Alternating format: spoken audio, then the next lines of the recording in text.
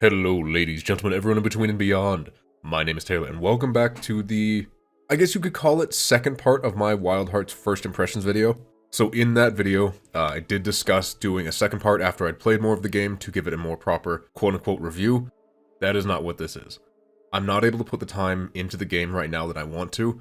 I have so many other projects that I want to get out on the channel, or at least scheduled on the channel before I go to Korea, as I will not be taking my computer over there. So with that in mind, I've decided to make this video, seeing if the game is fun as a solo player. Now, if you watch the art table that I did for Voodoo Thur, link in the description down below, you'll know that when I play Monster Hunter, and I have not played Monster Hunter Rise, I am traditionally a solo longsword hunter. Now, I know that's the most basic of basic, but it's what I started out with in Monster Hunter World. So, naturally, I started out with that in this game, because that's the first thing it gives you. Now, when I played Monster Hunter World, it was primarily with a friend of mine, Britlin, who was actually on episode 7 of the podcast.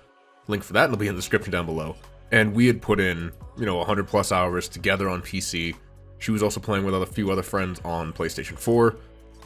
So then I tried a little bit of solo hunting, and kind of realized a lot of the hunts, though possible as a solo player, were not fun or well balanced for someone of my skill level. Now, I understand that is 100% a me issue, not trying to blame the game developers or anything like that. It just was not, for, again, my skill level, balanced around a solo hunter taking on many of these fights.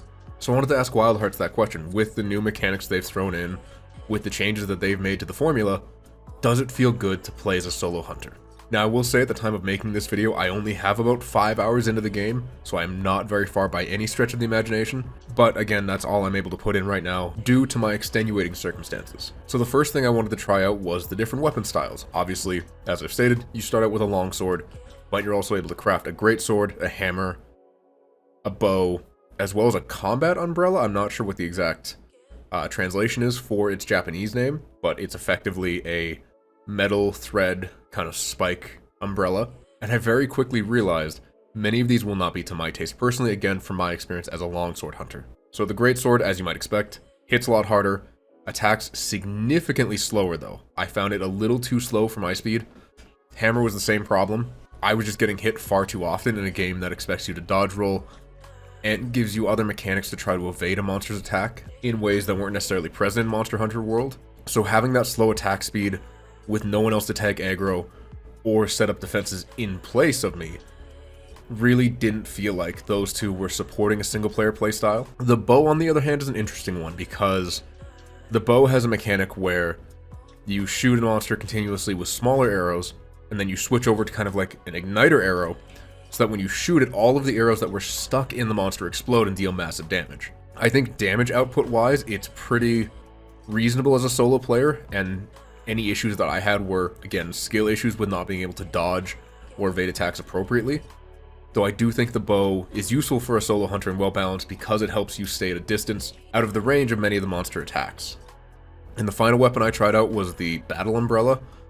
So this one was interesting and reminded me of the insect glaive from Monster Hunter World in terms of its focus on aerial combat. So as an umbrella, you think it takes you up with the wind and helps you kind of glide down. And it took those mechanics and really gave you a lot of aerial combos that still hit monsters, but unfortunately did leave you a little vulnerable, and did come with a unique parry mechanic. Those of you who have played other very melee-focused samurai builds that focus on deflection are going to be very familiar with this kind of mechanic. Though it's really strange to be deflecting a giant claw attack from, this big rat, as opposed to deflecting another sword that's coming at you. So it really took some time for me to get used to the timing of everything, the parry window that I would have, and things like that. But I do feel, again, it's a really useful weapon for a solo player. I did, though, moving forward, decide that, hey, I'm going to stick with the longsword. That's what I know best. That's what I'm best with right now. And it helped me get farther into the game without having to try to learn a whole new weapon style. I will say there are 2 weapon categories that I have not unlocked yet because I was not far enough into the story at the time of making this video. I don't know what those are, and I don't plan to spoil them for you if you're just watching this and kind of want to try it out for yourself.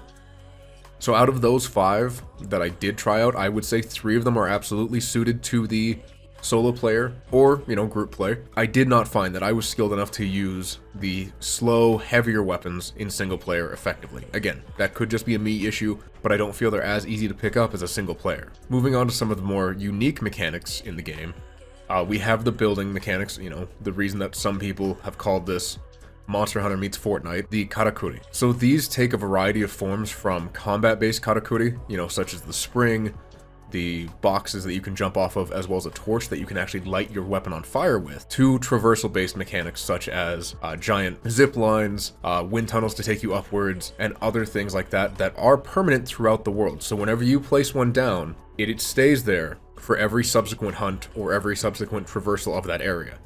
So it's not like Monster Hunter World where, you know, you would pick an area, you'd go there, everything would be reset to how it was the first time you went there, with just, you know, respawn heal pots and stuff like that. With this one, if I were to place a zip line, you know, at the top of a cliff leading down to the bottom on the other side of the map, and go back to that map on another hunt, that zip line will always be there, usable by me as well as other hunters entering my world. From this perspective, I think it's great for a solo hunter because you can set up the arena how you want it. You can put your zip lines where you want them, your hunting towers in optimal positions, your wind tunnels to get up high on cliffs, wherever you feel you need them, wherever you think monsters are gonna spawn rather frequently, or where you need to get to when a monster runs away. I love the idea that these are permanent and really lets you develop your own style.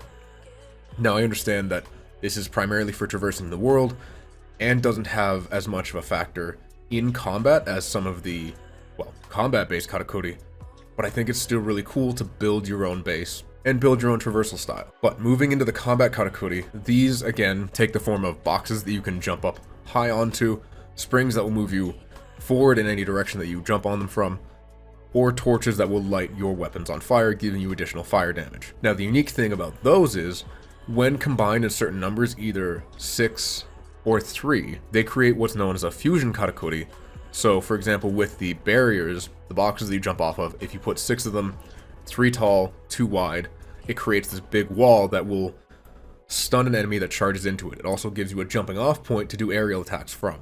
Then the springs, if you stack 3 on top of one another, it creates a giant hammer, comes down and damages a monster, potentially stunning them. And if you put 6 torches on top of one another, again, 3 tall, 2 wide, you create a fireworks karakuri that then shoots into the sky and stuns flying enemies, bringing them to the ground. From a single player standpoint, this is awesome because it makes each hunter a utilitarian.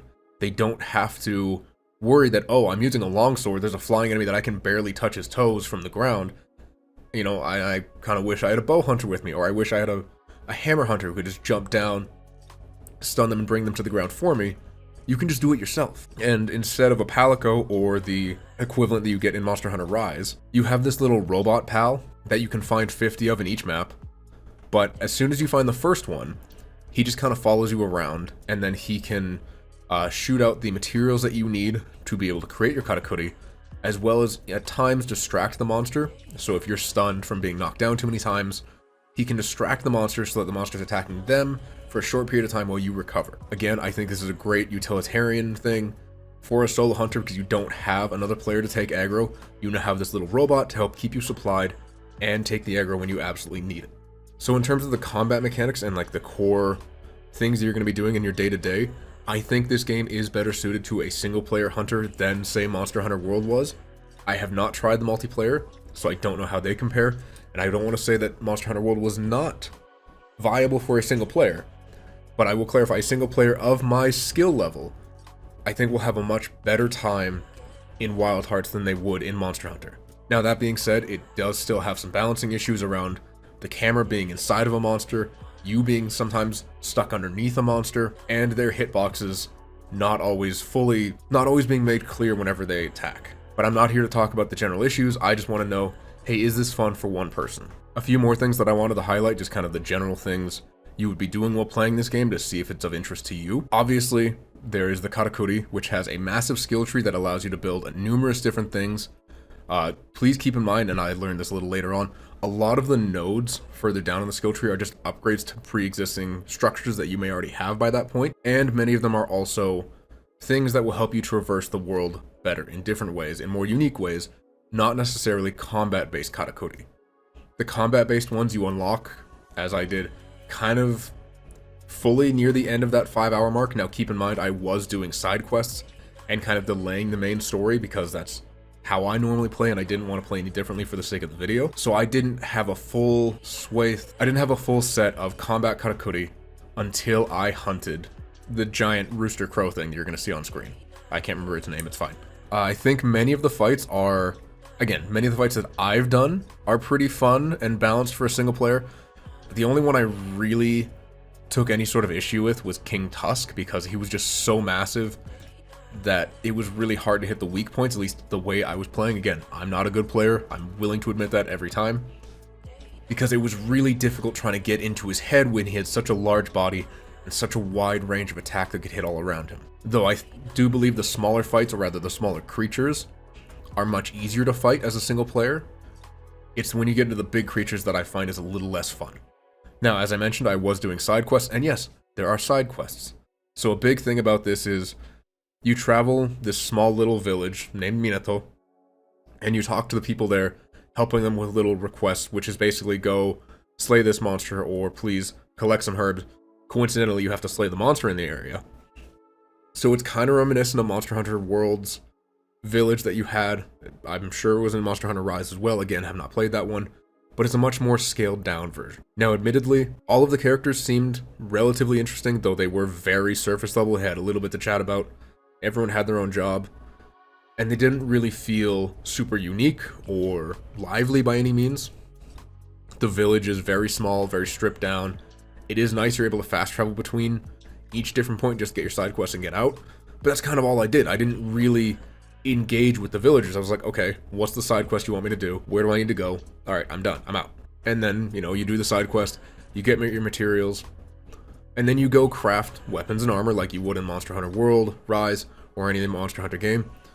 An interesting mechanic that I didn't have time to fully explore is the human versus beast scale that you have at the bottom of your character when you're crafting your weapons and armor. So not only can you obviously craft different weapons with different elemental affinities, you can craft different armors with different elemental affinities, but then you can change them to be either more samurai or more beast-like. So part of the story is explained to you that the samurai are kind of taking over and the monster hunters themselves are kind of a dying breed, which really doesn't make any sense to me because A, why would a samurai not hunt monsters?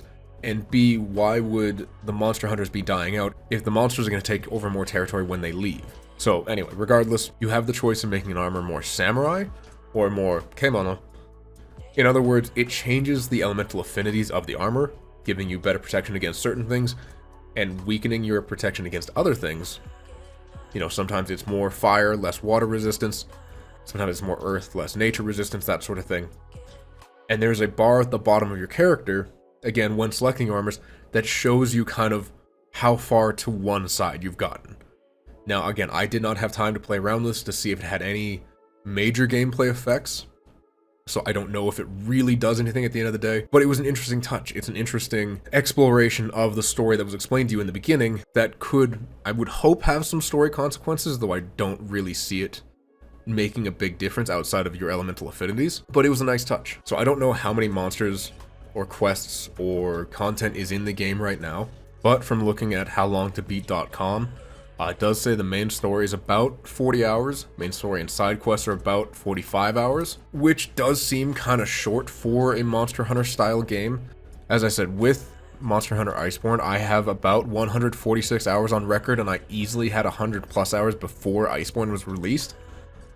So that number does strike me as a little small, and even then I haven't finished Iceborne, I haven't done all the content that's available, so there's plenty more for me to do in Monster Hunter World if I wanted to, but again, that number for Wild Hearts does seem a little short by comparison. So I will say, if you are looking to play this game solo, you probably won't get as much mileage as playing with your friends or just other people online.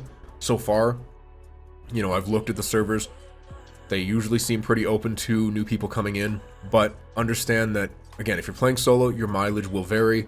It may not be as long. I do want to stress that I did not purchase this game. I played it through the EA Play app via my Xbox Game Pass subscription on PC, which does give me access to 10 hours of this particular game. By all means, I would recommend, if you want to try this game out for yourself, if you have Game Pass, great. Just open the EA Play app through Game Pass and try it out, see if you like it, or even just sign up for EA Play. Again, you'll get about 10 hours. You can do 1 month and then cancel your subscription, but this game does retail for $90 Canadian, and it is hard for me to recommend it at that price if you are a solo player. If you play with friends, I could absolutely see your mileage going a lot farther, because then you're both trying to work towards different goals potentially, but you can work together to help each other out. And though that wouldn't make hunts last as long, it would mean you're having more fun with it in theory. I want to stress that, in theory, by spending time with your friends and doing different hunts, playing differently than how you would solo. But it is truly hard to justify it at that price for a single player hunter who would just kind of maybe run through everything, see the side quests, and be done with it. It does say completionist hours are about 87, though I don't see many people going for all achievements, all side quests, everything in this game, because that's not usually what it's about. So with that being said, I would conditionally recommend this game for a solo hunter on the premise that you play it through either Xbox Game Pass or the EA Play app. And again, if you wanted to get EA Play Pro, which would give you access to the full game, that is about $20 Canadian monthly. But if you play it for a month, you beat it, you put in your 45 hours, and you've only spent $20, that's a pretty good deal. So from that perspective, I would absolutely recommend it. But if you're a solo hunter, I would not necessarily recommend buying this game outright, as you may not get the value for money that you feel you should be. So thank you everyone so much for watching this video. Sorry it didn't turn out to be quite the full review that I was expecting it to be, but a lot of stuff has come up in my personal life, nothing bad, all good things that have just kept me very busy, as well as other projects taking longer than I thought they would. So please look forward to those in the coming month, or months. We'll see what my release schedule looks like, and I'll see you in the next one. Bye!